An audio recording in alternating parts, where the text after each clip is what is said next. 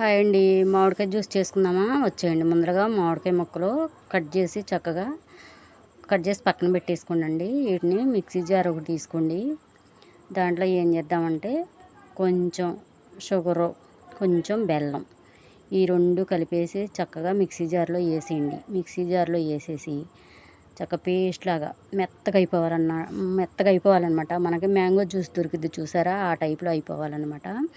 అట్లా బాగా మెత్తగా పట్టేసుకొని తీసుకొచ్చి స్టవ్ మీద పెట్టేసేయండి. స్టవ్ మీద పెట్టేసి చక్కగా కాసేపు ఉడకనివ్వండి. ఒక పావు గంట ఉడికిందనుకోండి, అసలు ఎంత టేస్ట్ ఉంటుందంటే మామూలుగా ఉండదు అసలుకి. మనం మాజా తాగుతాం కదా, మాజా కూడా పనికిరాదనమాట, అంత బాగా వస్తుందన్నమాట. నేనైతే నిరుటి నుంచి చేస్తున్నాను. ఈ సంవత్సరం కూడా వీడియో చేసి చూపిద్దామని మీకు చూపిస్తున్నాను అనమాట.